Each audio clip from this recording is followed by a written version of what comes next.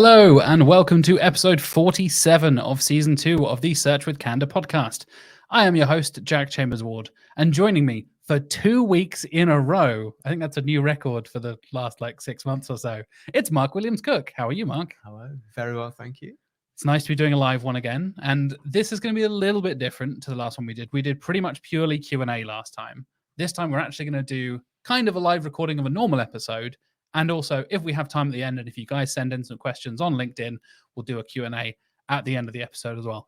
So the topics we've got for this week, we will be covering Google Ads paying advertisers $100 to enroll in automatically applying recommendations. Actors are swapping roles and faces on the SERPs, thanks to some wonky Wikipedia and knowledge graph stuff. Systrix, funnily enough, speaking of knowledge graph, have a new knowledge graph feature, which we'll be diving into later on. Bright Local Academy has launched a new free course all about how to create website content for local SEO. We'll be diving into a little bit of the SEO Metric Chain from our friend Chris Green. And also, OpenAI launches DaVinci 3. So we'll be talking about AI towards the end of the show as well. Before we get into all of that, before Mark and I dive into talking about Google Ads paying people to automatically apply recommendations, we are, of course, supported by the fantastic people over at Systrix, and you can go to systrix.com/SWC and get access to their fantastic free tools, such as their SERP snippet generator, hreflang validator, checking your site's visibility index, and, of course, the all-important Google Update Tracker. We will actually be talking about some Systrix new features later on in the show. We've touched on some SERP comparison stuff that I know we really enjoyed diving into over the last few months. And there is a new knowledge graph feature recently launched in Systrix Labs, which we'll be diving onto later on in the show. So, Mark, why don't you kick us off? Let's talk about some Google Ads. Let's kick off with some PPC like we like to do on this show that is probably 95% SEO. Yeah, this made it to the top of the agenda for me, because it really got my back up and I thought this would be good therapy to talk about it on the show. So Google Ads is paying advertisers $100 to enroll in automatically applied recommendations. So for those that don't know, maybe don't manage Google Ads accounts themselves or are lucky enough to have an agency do that for them, for several years now, there have been account managers at Google who are there, they say, to help you with the optimization of your account. I don't believe they actually work directly for Google. They're kind of a third-party contractor. And they will get in contact with whoever is managing the account and say they want to talk to you about the optimization of the account and essentially the collective experience. So this is definitely the experience I've had, and from what I can see, it seems to be the collective experience of everyone. Yep. Is the recommendations that you will receive will generally be things like, why don't you increase your budget? Why don't you whack on some broad match key phrases? Yeah, we've talked about this before, in a broader sense of Google wants you to spend more money so they can make more money, basically. So spend more money and you'll get more leads. Like, yeah, I know that's how that works. Even me, I don't do PPC. I've barely touched PPC in my career. Even I know that's how that works. And I know that is very frustrating for the PPC team here and other people I've spoken to who do PPC regular basis. It's like, yeah, I know that doesn't help. And then it almost feels like you're being told off by Google for not being 100% optimized to their recommendations. Well, yeah, there's two things in there. So Google did introduce what's called an optimization score, which is very different to the quality score that they've used to track how our ads and pages are performing. So their optimization score is a percentage that literally goes up when you apply their recommendations, or actually goes up even if you dismiss them. It's in no way connected to how well optimized or performing the account is. It's essentially how many of our automated recommendations you have reviewed and applied. And originally Google, for their premier partners, were going to set a minimum level that you had to apply those recommendations at, which they backed off from in the end. But the main issue is that a lot of the changes that are pushed by the account managers are not done in context and with understanding to the business. So of course they're not made. Now, we've got a couple of emails here to show you what has happened in terms of this account communication with these account managers. So the first one, this is from June this year, and George Hill shared this on LinkedIn. This was an email he allegedly got from his Google account manager, which said, "It's the end of the quarter and we didn't discuss big accounts you're managing. Can we discuss them next week? If you choose to ignore my messages, respond when there's something I can assist you with, then ghost me again. I will reach out to the end client and tell them you're refusing this free Google service tailored specifically for your clients." Wow. Yeah. Literal threats from Google to contact clients. So I've certainly heard about account managers jumping over the agency and directly contacting the client. And certainly I saw there was another example, well, there are several examples, and the most recent one I've seen was in November, which was a tweet shared by Matt Janaway, who was asking the Google Ads liaison, Ginny, her opinion essentially on this email, which was, "Hi, Richard, a couple of points. Just had a call from Google." So this is from their client, from a Google account manager, basically wanting me to remove you and Matt from the account as you are not engaging with them. I believe it's from India, so English was very substandard. I think it was genuine as she had all your names and emails. I told her I will not deal with them direct. So again, case of them trying to remove the person paid to optimize the account. So there's basically a long kind of history now of this very hard line of apply these recommendations. And this news then kind of didn't surprise me, but it was just, you know, so all those emails have been fed back to Google, right? And they've come back publicly saying, you know, this isn't the way we want to treat our valued partners. We will address this internally immediately. Yeah, so does everyone who's caught in a scandal. Like, oh no, yeah, that's not how we treat our customers. We have the utmost respect and blah, blah, blah, blah, blah. It's the tick the box, like, hold your hands up, but don't actually take any responsibility kind of stuff, right? I mean, you know, Google's a huge company. Sure, right? sure. So it may take a long time for policy changes to be ratified by who they need to be and for that to get filtered down. They do make billions of dollars from ads. Oh yeah, so you would think that would be an important 200 odd billion revenue. Yeah, it was 240 billion, something like that.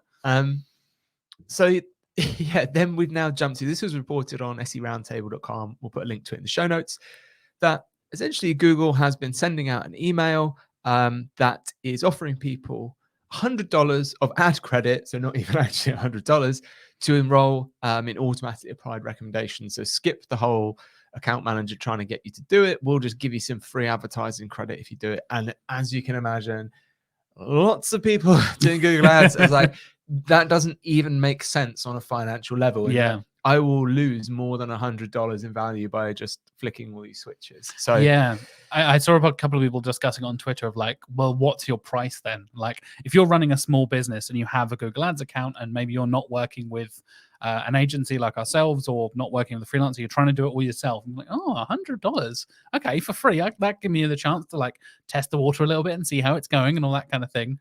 And then people are like, what if it was $1,000 or $10,000? Would that then like? Then you would probably get some agencies and some people who are doing this actually convinced to do it pretty quickly. Like, can Google just bribe you into spending more money with them by giving you, like you said, they're not even giving you money. They're giving you ad credit, which is free to them for them to then make money from those ads. So they're paying you with money that doesn't exist to make money that does exist for them. It's mad. I mean, it's essentially just a small percentage discount for them on the clicks. Yeah, so that's the thing. It's happening. We're not going to be doing it. And if clients out there, if you're listening, yeah, it's not going to happen. But yeah, that's the thing Google's doing. Interesting. Well, another thing Google kind of maybe got wrong is the wrong way of putting it. But we saw a lot of weird stuff happening with actors' faces and even IMDb credits swapping around on the SERPs. And as you know, Mark, I'm a big film buff. I host another podcast all about bad movie sequels called Sequelizers. Go and check it out. Free promotion for my other podcast. Hey. And yeah, specifically was highlighted that Jim Carrey and Paul Giamatti, and also Arnold Schwarzenegger got caught in this as well, but in a slightly different way. We'll start with what I saw first, which was Paul Giamatti and Jim Carrey essentially swapping roles. So this is, you search Jim Carrey into Google, you get pictures of Jim Carrey. There's his lovable rubber-faced young man over there. Then you get Paul Giamatti. Canadian-American actor, and there's a picture of Paul Giamatti there as well. And the same thing goes around if you search Paul Giamatti. You still get a picture of Paul Giamatti, but you get the credits and listings for films starring Jim Carrey. So what on earth was going on? And then other people started noticing that suddenly if you search Arnold Schwarzenegger movies, such as The Terminator, a classic, search Terminator cast, you get The Terminator there. There's Michael Biehn, Lance Hendrickson, Edward Furlong, Robert Patrick, Bill Paxton, Linda Hatt. Wait, where's the star, the biggest star of this franchise? The Terminator himself was not there. Same thing happened for Conan the Barbarian as well. You get that basically the entire cast there, but no Arnold Schwarzenegger. You also got Arnold Schwarzenegger being swapped for his son, who is also an actor, Patrick Schwarzenegger. So you type in Arnold, you get Arnold's Wikipedia page at the top here and all that kind of stuff. But to the right-hand side, hello, little knowledge graph, you get Patrick Schwarzenegger, which is bizarre. And a few people went around with a few different theories trying to work out what was going on. The most common theory I've seen is that Wikipedia was doing some updates and somebody had either overwritten something or was doing a mass update of a lot of like movie credits and stuff like that. And was basically, this happened to be caught as these things were pulling through in the updates in Wikipedia. And for whatever reason, Paul Giamatti and Jim Carrey swapped places and Arnold Schwarzenegger disappeared. I'm not sure if it was like the URL of his Wikipedia changed, so the knowledge graph was trying to pull different information and went for the closest one, which was I think there was a redirect at the time. Yeah, exactly. So, and the fact that Arnold has his middle name is obviously his son, pretty much the only other actor with the surname Schwarzenegger. Like, yeah, it was really bizarre, but it was nice for me to have my little like movie and SEO crossover moment, having me like, oh, I know these people. Wait a minute, that's not normal. So yeah, weird little quirk in the SERPs that I thought was quite fun and quite interesting. It is now fixed apparently. So if you do go searching for Jim Carrey credits or Paul Giamatti or Arnold Schwarzenegger, you will get the correct information about their movie history and cast for those movies and things like that as well. So yeah, it was very interesting, and I thought a fun little quirk to kind of point out that Twitter SEO got a hold of. The thing that I would take away from that as an SEO is I find it interesting how heavily Google was leaning on one particular source there. Yeah, I thought that as well. To build and update its knowledge graph. So we had discovered something along, I think it was Mark Roth was the first person I saw do this, was messing around with Quora, the Quora website and Yahoo Answers to change what you were getting in like rich snippet type results. Yes. And then we played around with that, and I did one that I think it's stopped working now, but for about 2 years, if you typed how many arms does Mark Williams Cook have into Google, it would come up with a little answer box saying 512.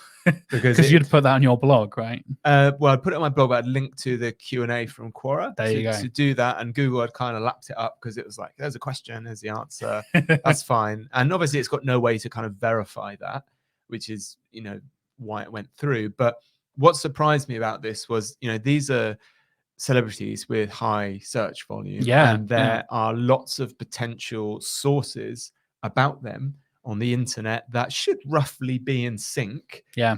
So I was surprised that because Wikipedia changed, that Google just took that as writ. That's correct. I'm not going to check. There was no system in place to check the veracity of that change. It was just like, cool, yeah, they've vanished and they're now them. Carry on. Especially with things like IMDb around and Rotten Tomatoes and so many other huge databases of information specifically about movies and actors, where it is, again, IMDb is publicly edited.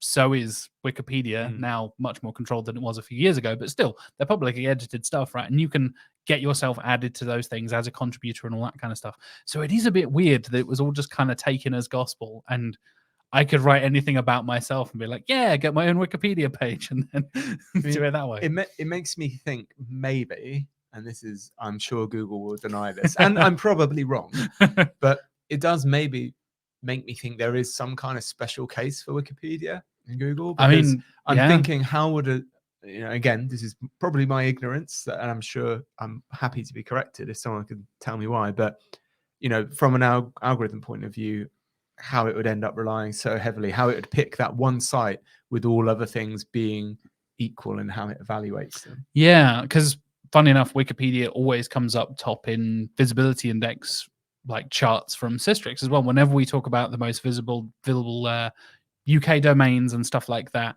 when we're going outside of like retail and stuff that we talk about fairly often, you go to just general visibility. There's lots of news sites. Wikipedia is absolutely top of that list pretty consistently. So yeah, the fact that they feature in knowledge graphs and featured snippets all over the place probably is a huge factor in that. It could be connected to that as well. Yeah. And just sets off that trail of thinking that it's interesting. So many things broke so quickly and so just badly. From a little Wikipedia change. Yeah, exactly. Speaking of Systrix and the knowledge graph as well, I mentioned at the top of the show, they have a brand new feature that lets you get knowledge graph data direct for your keywords. And essentially you will get the name, the top keyword, the top URL, the amount, so the number of keywords that URL is showing for the knowledge graph, and the list of opportunities. So a list of keywords for which the knowledge graph is displayed. You actually get a little display like this. This is the example they use in the article, which I will post in the show notes. So you can go and check that out at search.withcandour.co.uk. They dive into a bit of rhs.org. So we're talking about flowers and stuff. And you can actually get an idea of what the knowledge graph is doing for this kind of stuff. Coming through, looking at keywords specifically now as well. And Mark and I are dodging around the side of the screenshot there. Sorry, audio listeners, we are dodging around on the video of a screenshot hosted on the video.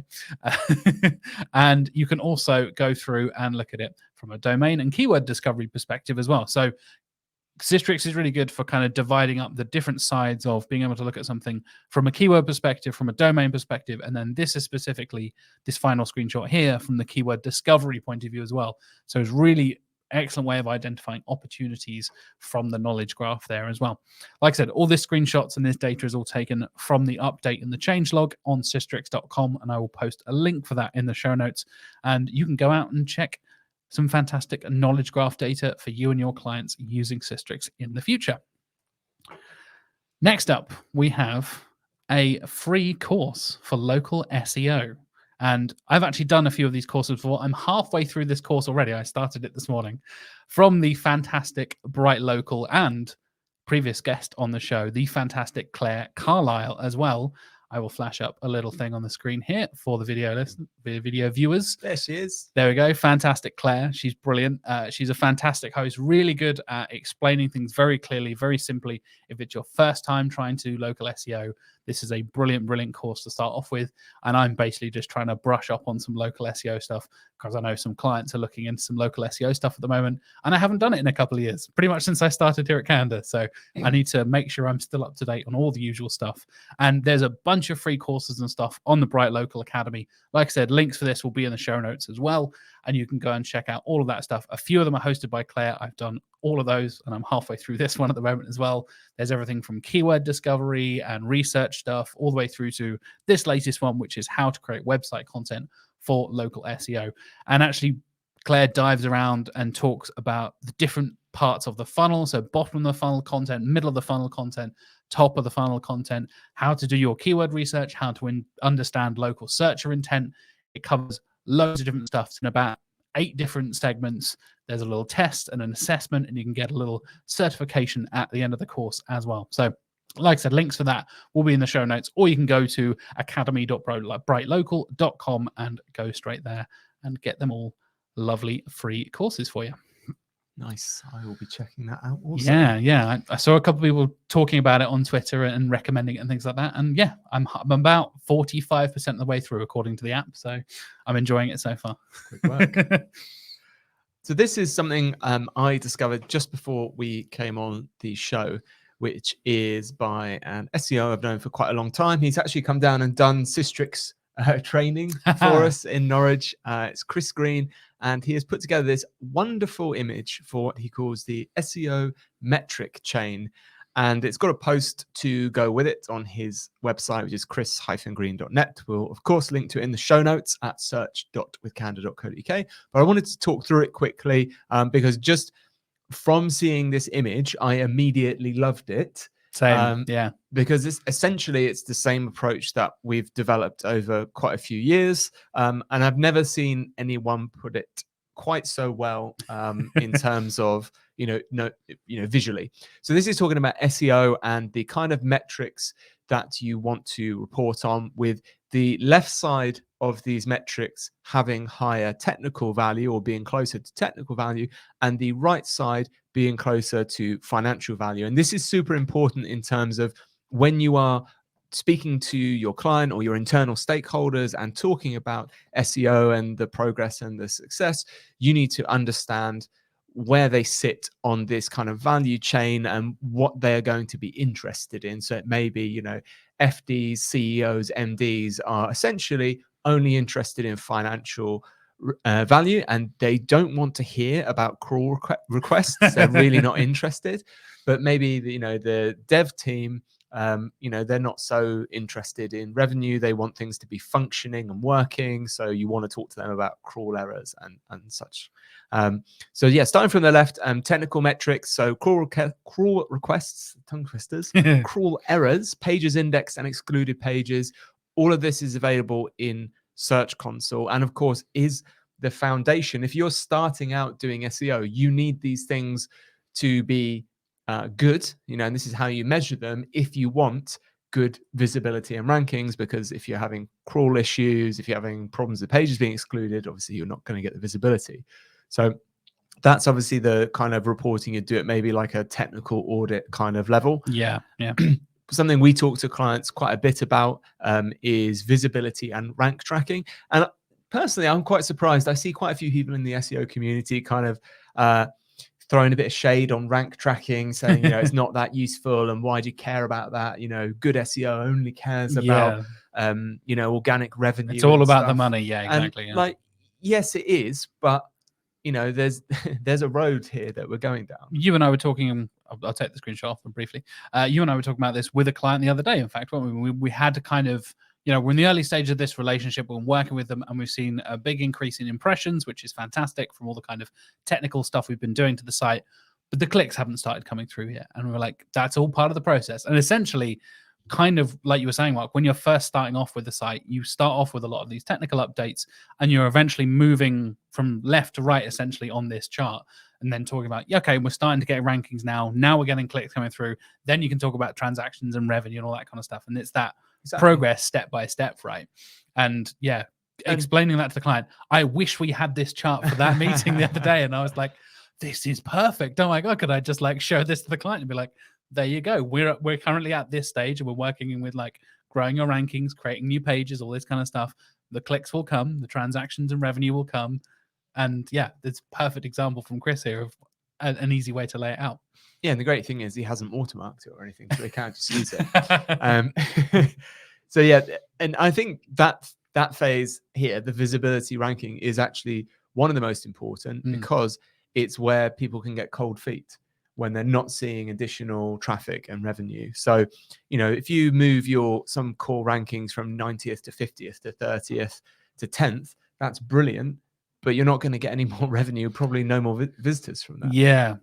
Again, something we talk about regularly, right, is once you're, before you get into that top 10, even top 5, even top 3, realistically, you're not talking about clicks. Yeah. But you can still be making progress. And again, it's that if you're working in early stages, if you're working in a small site that's only just starting to build its library of content and things like that, you're going to start off probably ranking 40th or 50th or whatever, before you were able to build up internal links, get backlinks coming into the site, all that kind of stuff. In those early days, you're going to kind of see those rankings. Oh yeah, we've improved by 20 places from 60 to 40. Like, cool. Yeah, that's maybe no more money. That's gave me no more traffic on the site. Like, it will. Don't worry, we'll get there. And as you build, as you support, as you continue to grow that site, you then can start pushing up where you're actually going to get, 70, 80, 90% of the clicks in the top 5 and top 3. So yeah, I think that's brilliant work by Chris there to really kind of lay it out clearly. And I'll DM Chris after this and be like, can I use this in my client meetings, please? Because this is great. Yeah, so I'm going on to the kind of Search Console data again there. Impressions and clicks are really when you are landing on the first page is when your impressions will spike. And then, all things being well, you should be getting more clicks, which is again, like that's at the lion's share of reporting for me, because you lose fidelity again when you get to organic sessions. Obviously, you're relying on on-site analytics, which is not a precise science, and is getting less and less so with GDPR and yeah. GA4 not being implemented correctly, and people not understanding how that's all working. But those so the organic transactions, revenue, and sessions to extent are like longer term goals. Yeah, so definitely. Yeah, absolutely brilliant. This, if you're starting out doing SEO and you're struggling to communicate things with clients with reporting, this will leap you ahead if you haven't had time to work through this yourself. It's brilliant. He's made complex things simple, which I think is very hard to do. So hats off, Chris. Really, really great job. Absolutely. I especially appreciate the actual kind of ways to measure things at the bottom there. You mentioned, Mark, like it says Google Search Console, Google Analytics.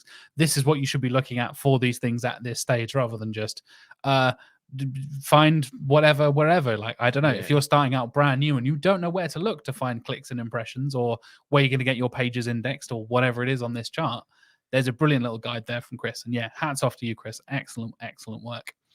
I don't know if we've got any questions, if we can see. I've not seen any come in on the comments. I've seen a couple come in, but yeah, we'll keep an eye out. If you do have any questions, now's the time to send them in.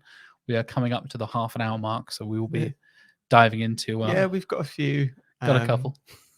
Can you hokey cokey it? Like it. Thank you. Thanks, James Charles Adams. Brilliant. Yeah, we've got a couple in there. Cool. So finally, the last segment, I get to talk more about AI. Yay! We've talked a lot about AI. We kind of covered it a lot when we talked about the recent Google ranking systems updated guide there. They talk a lot about AI, but we're kind of coming at it from a different perspective. We've had AI introduce the show. We've had AI close the show and tell us SEO horoscopes and things like that. So welcome back, AI. Welcome back to the show.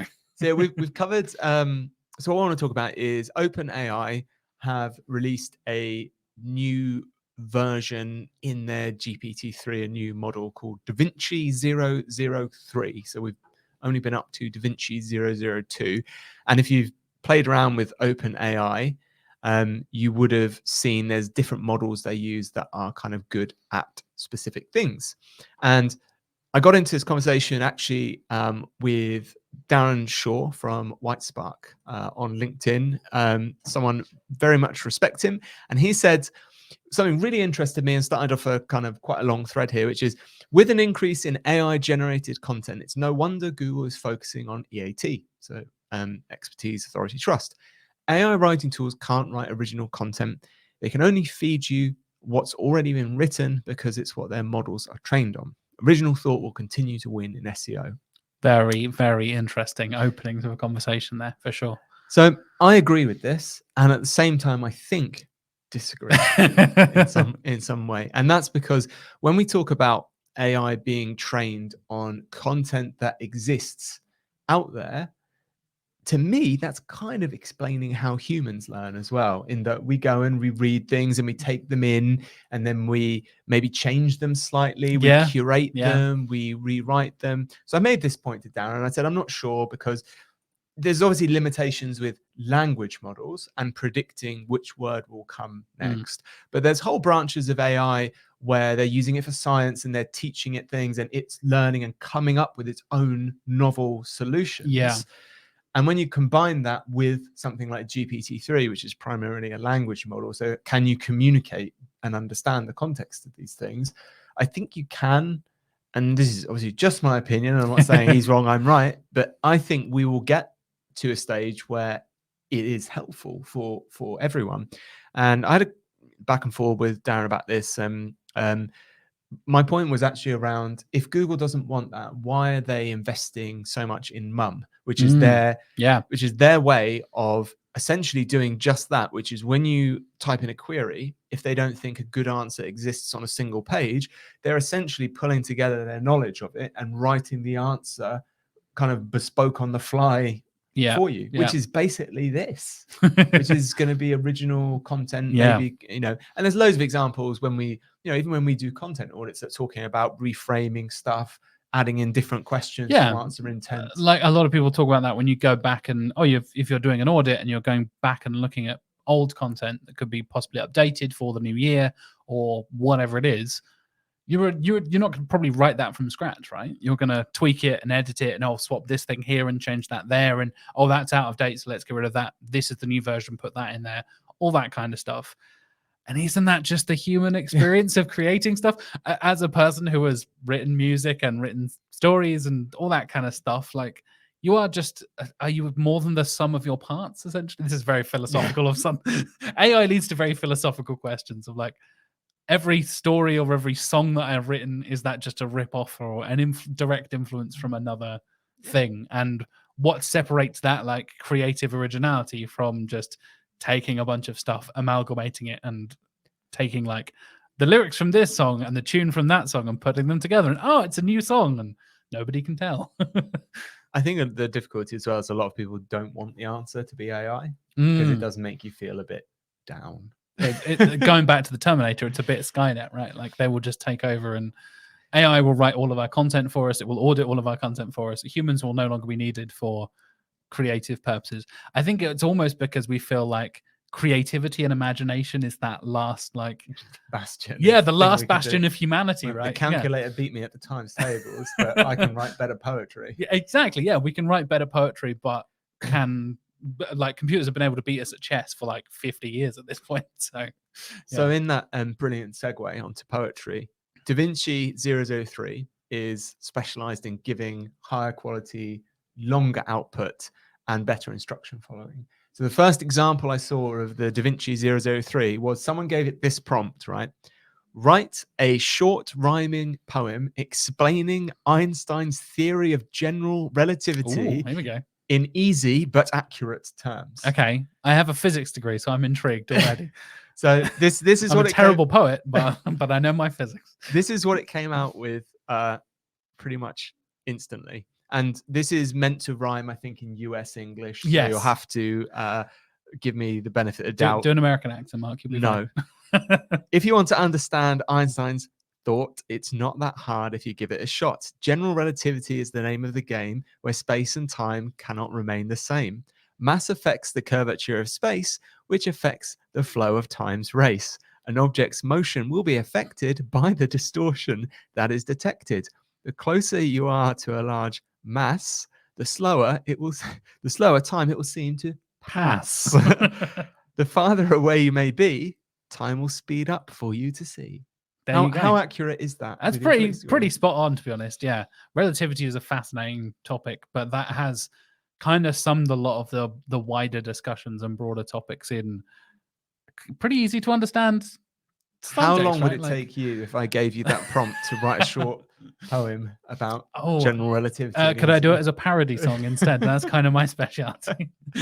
But to me, that's incredibly impressive. It knew the brief. It did it. Yeah. And so OpenAI, you can go play with that. They've got like an open lab. There's some free tokens you can use. The tokens for those that are already paying are more expensive for DaVinci 003 because it requires some more computational power. Cool.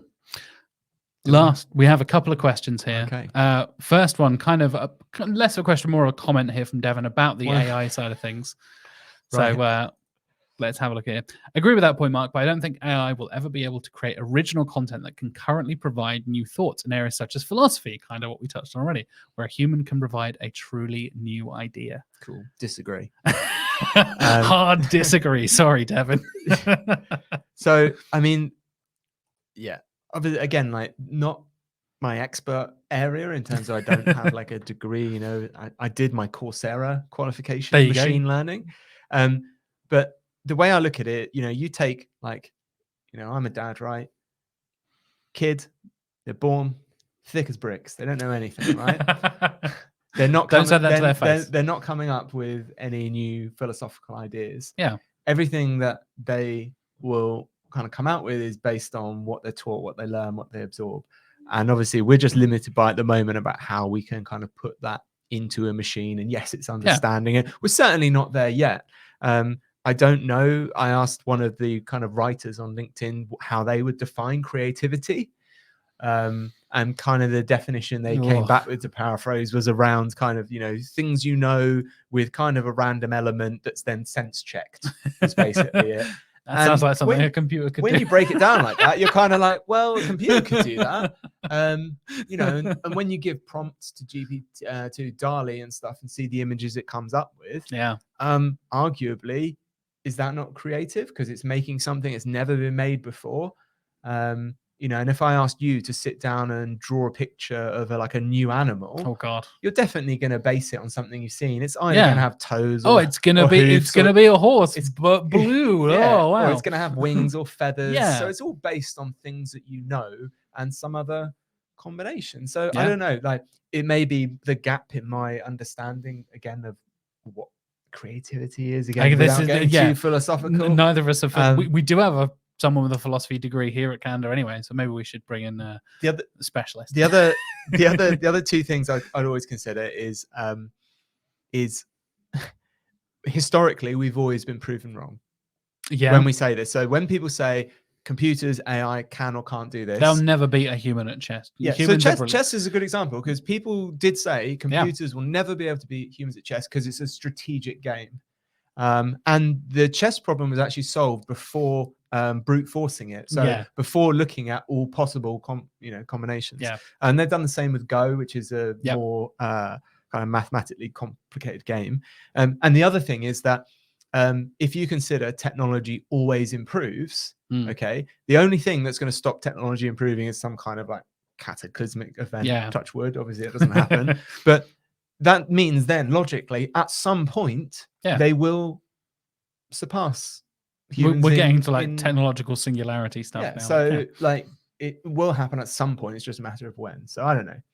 That's my logic on it. But always appreciate someone giving me hope that, because I don't want it to be the case. Yeah, true. I just think it will be. Will be put out of business. Here's a good way of putting it. I call it magpieing from Simon Taylor, taking the best bits but not copying. Thanks, Simon. That's quite a good. I like the way of magpieing. Pick out the little shiny bits, but leave the rubbish behind. Yeah, I like that. It's nice, less like brain melting philosophical way of discussing it. A very important question here from Steve from Systrix. Hello, Steve. Thank you for joining us. We have, where's the Christmas tree, Steve? It's the 30th of November at the time of recording. That's where the Christmas tree is. It goes up on the 1st of December. It is going up tomorrow. There you go. Yeah. It's all been arranged. There's a Christmas committee. We have our little fake plant over here that's not quite Christmassy. But next time you see us, if we do one in December, because I don't know if we'll fit one around Christmas. Maybe we will. But if we do, we will have Christmassy appropriate decorations and things. And if you tune into our social media, specifically our Instagram, most likely, if you check out Candour Agency on Instagram, you will see us putting up the Christmas tree tomorrow. The whole crew, like you said, the committee coming together and hanging the baubles and putting up the tree and all that kind of stuff like we do every single year. And lastly, question from Kyle Rushton McGregor. Kyle. Good old Kyle. Hello, Kyle. What's that t-shirt you're wearing, Mark Williams-Cook? I've not seen you talk about hashtag SEO FOMO before. What could that be? Is that sarcasm? Who knows? I think yes. So this is my hashtag SEO FOMO hoodie, kindly earned. I was going to say gifted. Kindly earned by me. I earned it. So it's a newsletter by the lovely and brilliant Aleda Solis. So if you just Google SEO FOMO, you will find it. Every Sunday, whole list of stuff about SEO. We have talked about it regularly on the show. We talk about it quite a lot. Basically, the best newsletter in SEO, bar none, at this point. She is absolutely fantastic. So we'll post a link to that in the show notes. Make sure you use the link, because I need about 80 more people, and then I get a rucksack as well. Oh, okay, nice. Are you still the highest number of total referrals or something? Yeah. King of the referrals there, Mark Williams-Cook. That's why he's got a hoodie and I've got nothing. He wasn't interested in just giving me cash for it. Okay. Just chucking you. Next. Fair enough. Well, that pretty much wraps us up from the comments and questions from the chat, all the topics we've covered this week. As we said, links for everything will be in the show notes at search.withcandour.co.uk. If you are joining us live, thank you very much for joining us. And if you are live here right now, I will be doing hashtag SEO chat. I will be hosting SEO chat on Twitter tomorrow about 6 o'clock UK time. And then that's 1 p.m. Eastern time, I believe, in America. I didn't know this. Did you not? Yeah. When did that happen? A couple of weeks ago. Oh. Yeah. Yeah. Cool. Good old Morty Oberstein and Nicole Ponce, who arrange all of that stuff from the guys over at Wix and SEMrush, respectively. Regular chats. I know you've done it a couple of times, Mark, and covered some interesting topics. Just the once? Yeah. I believe it's Nicole's birthday as well. It is. So yes. happy birthday. Happy birthday, Nicole. Nicole Ponce is awesome. Thank you, Nicole, for picking us out and getting us to talk about interesting things. I will be talking about internal links and discussing all things anchor text, link juice, and everything in between. Are you going to say link juice? I'm absolutely going to say link juice just to get that engagement, you know, controversial statements to get the engagement. That's what Twitter's all about these days. If there's anything I've learned from Elon Musk, is you say mad things to get people to engage with you. Are we going to see a picture of your bedside table as you're running SEO chat? Have a prop gun and like. To be fair, it wouldn't surprise me if I did have a 3D replica gun from Deus Ex like Elon Musk does. Is that what it was? Yes, yes. I thought it was just some billionaire's like revolver. Oh, unless it's real and he's just in the future. Actually, it's apparently a 3D printed thing from Deus Ex Human Revolution, a game that was good, but you don't need a printed out gun on your bedside table. But anyway. Less about Elon Musk. Come and join me, hashtag SEO chat on Twitter tomorrow if you're listening to this live. If you're listening to this in the podcast feed, you missed it. But go and check it out. I'm sure there'll be very interesting discussion from a lot of interesting SEO people on Twitter, and you'll get some insights into internal linking there as well. Well, thank you for joining me, Mark. 2 weeks in a row for the first time in 6 months, I think. Well, we'll be doing this more regularly in the new year. So. Exactly, yes. We will be... we're working together with Systrix basically to do some more of these live streams coming up in the new year. I won't give all the details and announcements just yet, but I know Steve and Mark and I have been working hard on planning out some stuff to do some more regular stuff and more open collaborations and live streams and all that kind of stuff with Systrix in 2023. So stay tuned for all of that coming up. And thank you very much for joining us live. And if you're listening on the podcast, thank you very much for listening. See you later. End broadcast.